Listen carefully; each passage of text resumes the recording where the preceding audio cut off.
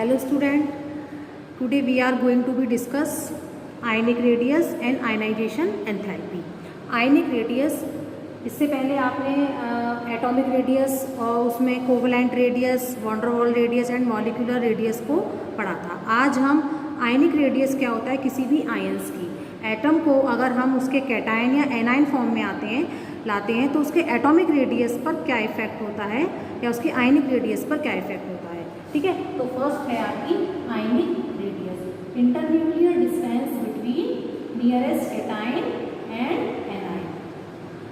ठीक है, तो आयनिक रेडियस क्या है, मान लीजिए आपके पास कोई एटम है, इसमें आपने एक इलेक्ट्रॉन क्या कर दिया, ऐड कर दिया। बेटा एक इलेक्ट्रॉन ऐड कर दिया तो इसका माइनस चार्ज आ गया, M माइनस, तो अभी किस फॉर्म में आ गया, एनाइन फॉर्म में आ गया। ठीक, एनाइन फॉर्म में मतलब एक इलेक्ट्रॉन आपका ऐड हो गया, तो इट मीन्स एटॉमिक जो रेडियस होगी, जो आपकी आयनिक रेडियस होगी वो क्या हो गई, इंक्रीज हो गई।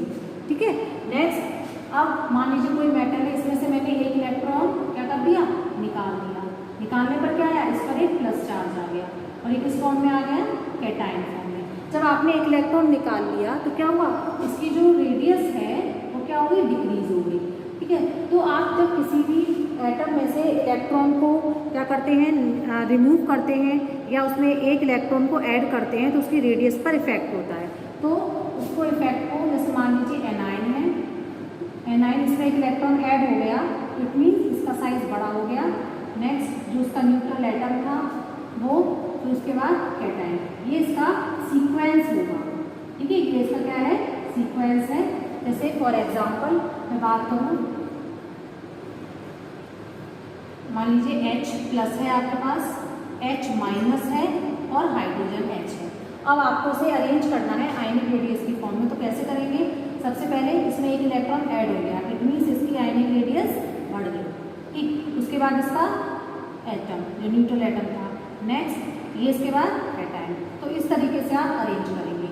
सेकंड, अगर मान लीजिए आपके पास O2 माइनस हो और O माइनस 1 हो, तो बेटा क्या होगा, इसमें दो इलेक्ट्रॉन आए हैं, तो इट मीन्स दो इलेक्ट्रॉन वाले का साइज बड़ा होगा और -1 वाले का साइज छोटा होगा। तो इस तरीके से आप किसी भी एटम में देख सकते हैं। जैसे थर्ड एग्जांपल है क्रोमियम 3+ और क्रोमियम 6+। अब आप देखिए इसमें क्या है, आपने 6 इलेक्ट्रॉन निकाले हैं, इसमें से 3 इलेक्ट्रॉन निकाले हैं, इट मीन्स इसमें से 3 इलेक्ट्रॉन निकाले हैं तो इसका साइज बड़ा होगा और इसका साइज ऑब्वियसली छोटा हो गया। तो बेटा आपने ये चीज़ देखी कि जितना ज़्यादा नेगेटिव चार्ज होगा, जितना ज़्यादा नेगेटिव चार्ज होगा, आपका जो साइज है वो क्या होगा, उतना ही ज़्यादा होगा। जितना ज़्यादा नेगेटिव चार्ज होगा, नेगेटिव चार्ज इतना इंक्रीज करेगा आपका साइज, एटॉमिक जो साइज होगा वो क्या होगा, इंक्रीज करेगा। और जितना ज़्यादा पॉजिटिव चार्ज होगा, जितना ज़्यादा पॉजिटिव चार्ज साइज क्या करेगा, डिक्रीज करेगा। ठीक है, पॉजिटिव और नेगेटिव चार्ज में आपने यही देखना है कि नेगेटिव में इलेक्ट्रॉन्स आपके आ रहे हैं और पॉजिटिव में इलेक्ट्रॉन निकल रहे हैं, तो जितने ज़्यादा चार्ज होंगे इट मीन्स आपने उतना ही इलेक्ट्रॉन इसमें से रिमूव कर दिया। आपको चार्ज देखना माइनस में है या प्लस में है। ठीक है, अब इसकी हम जनरल बात करते हैं, आप इसे नोट कर लीजिए पहले, फिर इसकी हम जनरल बात करते हैं। ट्रेंड्स क्या है आपका, atomic radius in group and in period.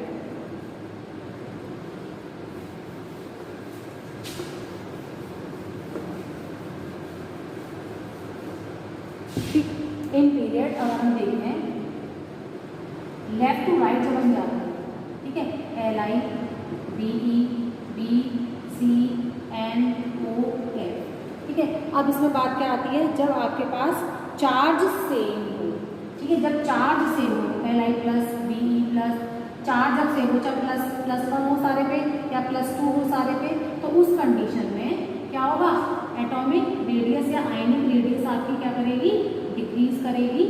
और आप in a group, next in a group में क्या करेंगे, जब आपका चार्ज क्या होगा, जैसे मान लीजिए Li, Na, K, Rb, Cs और Fr, मान लीजिए सब पे प्लस है, तो क्या हो रहा है, ऑब्वियसली एटॉमिक रेडियस इंक्रीज करेगी क्योंकि आपकी नंबर ऑफ शेल इंक्रीज हो रही है। ठीक है ना। तो जैसे इसका बड़ा है एटॉमिक नंबर, इसका फिर 3, फिर 11, फिर 19, इस तरीके से एटॉमिक नंबर बढ़ता जा रहा है और आपका जो रेडियस है वो भी सेम चार्ज। ये कंडीशन कब है बेटा, इफ चार्ज इज सेम, या तो सारे भी +1 हो या फिर सारे भी +2, चार्ज जब सेम हो, ठीक है। जब चार्ज सेम हो तो इन a group in a period में आप एटॉमिक रेडियस क्या होगी, डिक्रीज हो रही है।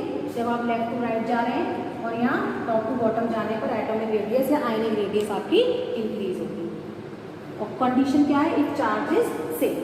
अब नेक्स्ट हम बात करते हैं जब आपके पास चार्ज डिफरेंट है। चार्ज डिफरेंट हो जब आप कैसे करेंगे, मान लीजिए आपके पास O2 माइनस, ठीक, N3 minus, Mg2 + F minus, आपके पास ये सबके चार्ज क्या है, डिफरेंट है। अब डिफरेंट चार्ज के लिए आप क्या करेंगे, Na+। जब आपके चार्ज डिफरेंट हो, जब आप क्या करेंगे, तो बेटा आयनिक रेडियस के बाद एक होती है आइसो इलेक्ट्रॉनिक स्पीशीज, जब हमारे पास आ जाती हैं आइसो इलेक्ट्रॉनिक स्पीशीज। ये कौन सी स्पीशीज होती है, which have same number of electron. ऐसी स्पीशीज जिनके पास नंबर ऑफ इलेक्ट्रॉन सेम होते हैं। अब आप खुद देखिए, ऑक्सीजन का एटॉमिक नंबर 8 होता है, इसको हमने 2 इलेक्ट्रॉन दे दिए, इसका मतलब इसके पास 10 इलेक्ट्रॉन आ गए। नाइट्रोजन का एटॉमिक नंबर 7 होता है, इसको हमने 3 इलेक्ट्रॉन दिए, इट मीन्स इसके पास भी कितने आ गए, 10 इलेक्ट्रॉन। Mg2+, इसका एटॉमिक नंबर 12, 2 इलेक्ट्रॉन आपने रिमूव कर दिए, इट मीन्स 10 इलेक्ट्रॉन। फ्लोरीन का 9 होता है, इसमें आपने 1 इलेक्ट्रॉन ऐड किया, 10 इलेक्ट्रॉन। सोडियम 11, और फिर इसमें आपने क्या किया, 1 इलेक्ट्रॉन रिमूव कर दिया, तो इसमें भी आपने 10। बेटा इसमें ये देखिए कि आपके पास नंबर ऑफ इलेक्ट्रॉन तो सेम है पर चार्जेस आपके अलग अलग हैं। तो ऐसी स्पीशीज को हम क्या बोलते हैं, आइसो इलेक्ट्रॉनिक स्पीशीज। तो ये जो स्पीशीज होती है इनके लिए आप ध्यान रखिए, जो साइज होता है इन्वर्सली प्रोपोर्शनल ऑफ Z, ठीक है। साइज हमेशा क्या करता है, जैसे जैसे आपका साइज इंक्रीज होगा आपका Z क्या होगा, डाउन में जाएगा, ठीक। जिसका एटॉमिक नंबर ज़्यादा उसका साइज छोटा, जिसका एटॉमिक नंबर ज़्यादा उसका साइज छोटा, ठीक। अब देखिए कैसे, हम मान लीजिए सबसे ज़्यादा एटॉमिक नंबर किसका है, मैग्नीशियम का, Mg2+। बेटा आपने इसमें से इलेक्ट्रॉन, तो सबसे पहले क्या आएगा, Mg2+। इसके बाद जिसका एटॉमिक नंबर कितना है, तो एटॉमिक नंबर के हिसाब से आप इसको देख सकते हैं, 12 के बाद 11, Na+, नेक्स्ट आ गया आपका 9, F-, नेक्स्ट आएगा 8, O2-। सबसे ज़्यादा आयनिक रेडियस किसकी होगी, नाइट्रोजन की होगी, ठीक है। 11, ये 9, ऑक्सीजन का 8, ये 7। तो जब आपके पास इस तरीके की स्पीशीज़ दी होती हैं तो आप कैसे उनको आप फाइंड करेंगे। फाइंड करने के लिए आपको ये देखना होगा कि आपके पास एटॉमिक नंबर जितना ज़्यादा होगा साइज़ उतना ही छोटा होगा। एटॉमिक नंबर जितना ज़्यादा साइज़ उतना ही छोटा। तो इस हिसाब से आप आइसो इलेक्ट्रॉनिक स्पीशीज़ को इजीली पहचान सकते हैं। आयनाइजेशन एनर्जी, आयनाइजेशन एनर्जी क्या होती है, आयनाइजेशन एनर्जी, इसको हम आई ये भी लिखते हैं। एंड आयनाइजेशन एनर्जी क्या होती है, amount of energy required to remove, amount of energy required to remove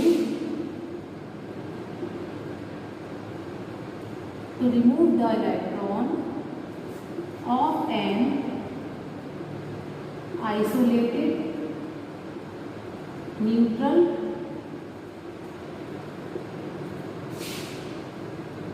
gaseous atom. ठीक है, किसी भी एटम में से इलेक्ट्रॉन को रिमूव करने की tendency, required to remove the electron, remove the valency shell electron of an isolated neutral gaseous atom, इसको हम बोलते हैं आयनाइजेशन एंथैल्पी। बेटा देखो, किसी भी एटम में से इलेक्ट्रॉन को रिमूव करेंगे आप, तो आपको कुछ ना कुछ एनर्जी देनी होगी। इट मीन्स एनर्जी आपको देनी है, तो यहाँ पर डेल्टा एच कैसा हो गया, हमेशा पॉजिटिव रहा, क्योंकि एनर्जी क्या होगी, एब्जॉर्ब होगी। जब कोई इलेक्ट्रॉन एनर्जी को एब्जॉर्ब करेगा जब तो आप इसको रिमूव करेंगे निकालने के लिए, ठीक है ना।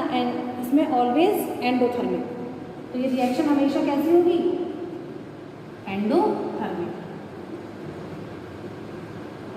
ये रिएक्शन एंडोथर्मिक होगी, क्योंकि इलेक्ट्रॉन को हमें किसी भी एटम में से इलेक्ट्रॉन को जब रिमूव करना है तो एनर्जी हमें उसको देनी पड़ेगी, जब ही इलेक्ट्रॉन को आप रिमूव कर सकते हैं। अगर हम इसका जनरल ट्रेड्स देखें कि लेफ्ट टू राइट जाएं तो इफेक्टिव न्यूक्लियर चार्ज आपका इंक्रीज होता चला जाता है।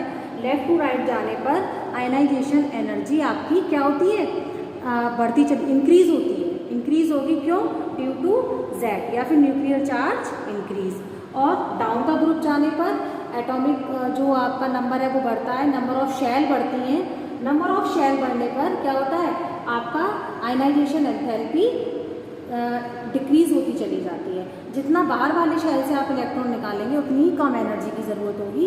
और यहाँ पर क्या है, लेफ्ट टू राइट शेल नहीं बढ़ती, केवल उस शेल में इलेक्ट्रॉन्स आपके बढ़ते चले जाते हैं, जिससे Z जो है न्यूक्लियस पे चार्ज बढ़ता जाता है और उनमें क्या होती है, बाउंडेशन और अट्रैक्शन ज़्यादा होता है, जिसकी वजह से एनर्जी हमें ज़्यादा लगानी पड़ती है। तो आपकी जो एंथैल्पी होगी लेफ्ट टू राइट जाने पर वो क्या करेगी, इंक्रीज करेगी, और डाउन द ग्रुप जाने पर इंक्रीज करेगी। अब हमें देखना है कि इसके फैक्टर्स कौन कौन से होंगे जो आयनाइजेशन एंथैल्पी को क्या करेंगे, डिपेंड करेंगे। Factors on which depend ionization energy.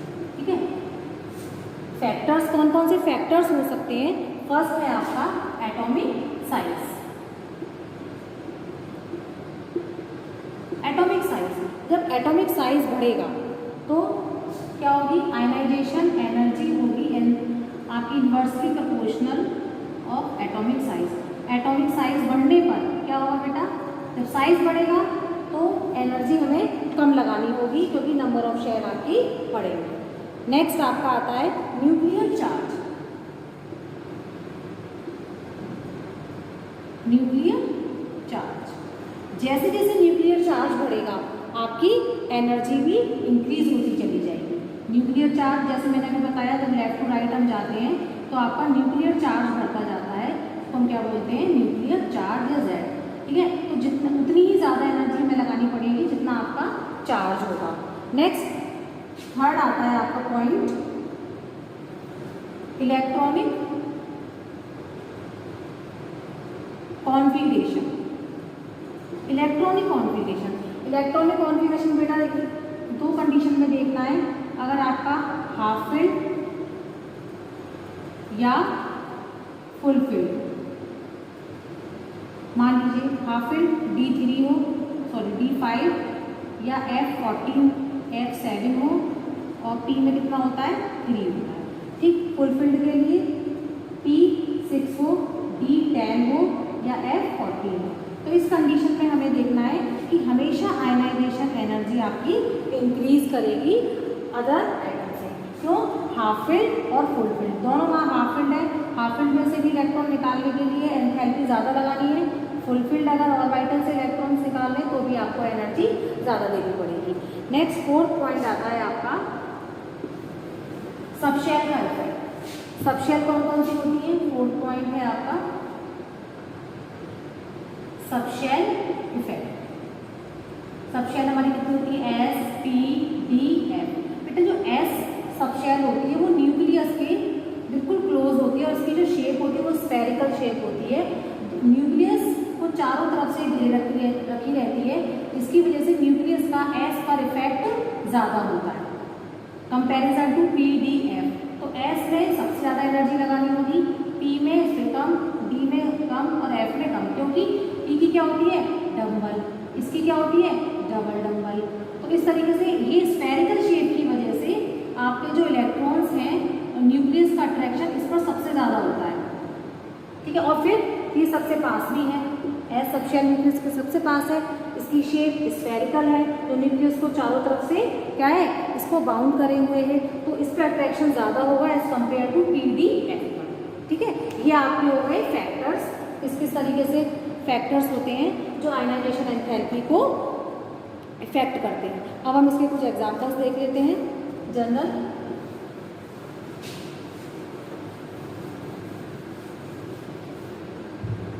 मान लीजिए मैंने लिया फर्स्ट पीरियड, ठीक है, फर्स्ट पीरियड का हाइड्रोजन टू हीलियम। तो बेटा अभी मैंने बताया कि जब हम लेफ्ट टू राइट जाते हैं तो आपका न्यूक्लियर चार्ज बढ़ता है और आपकी जो एटॉम आयनाइजेशन जो एंथैल्पी होगी वो क्या होगी आपकी इंक्रीज होगी, न्यूक्लियर चार्ज बढ़ेगा और आयनाइजेशन एंथैल्पी इंक्रीज होगी। क्यों होगी?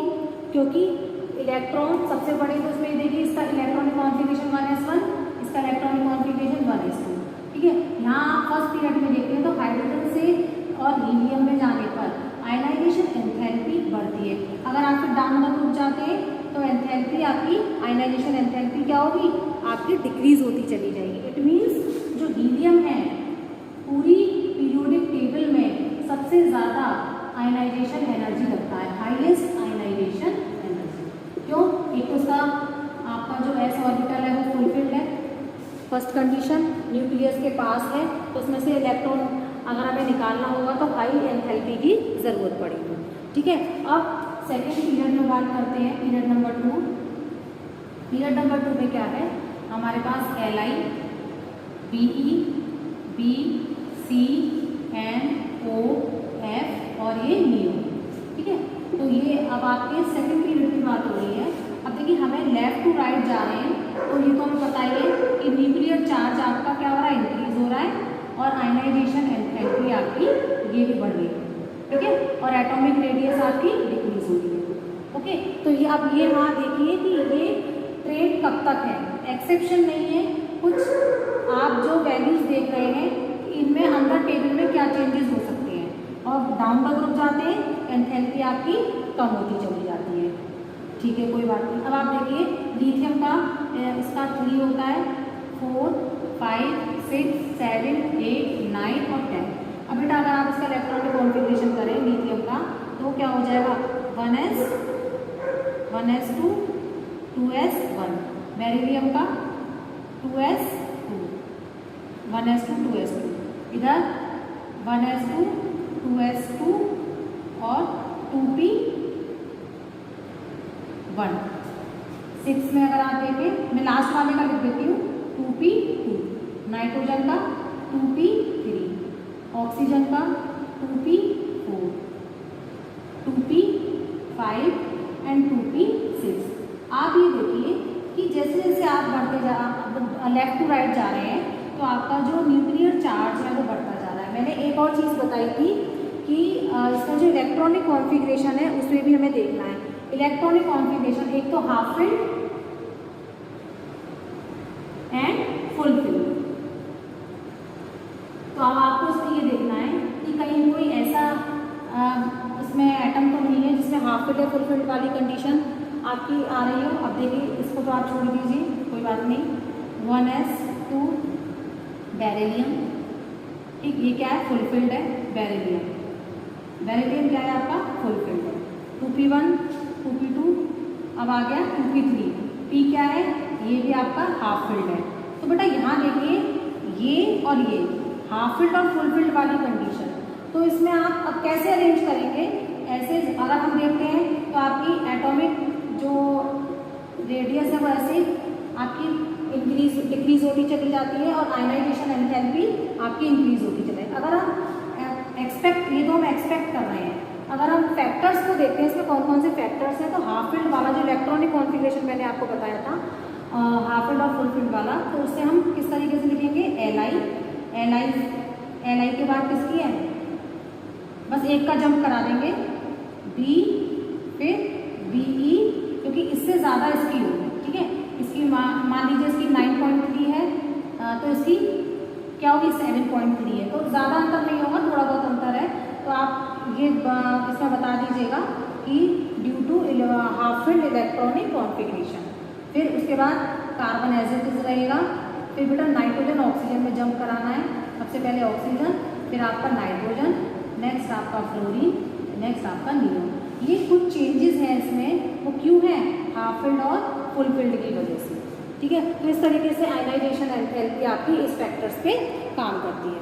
अब मान लीजिए आपने एक ही उसमें से इलेक्ट्रॉन निकाल रहे हैं, जैसे मान लीजिए आपने सोडियम है और Na+, एक ही एटम में से जब आप इलेक्ट्रॉन निकालते हैं बार बार सेम एटम में से, तो उसकी जो थर्ड आयनाइजेशन एंथैल्पी होती है वो हमेशा ज़्यादा होती है, ठीक है, हमेशा ज़्यादा होती है।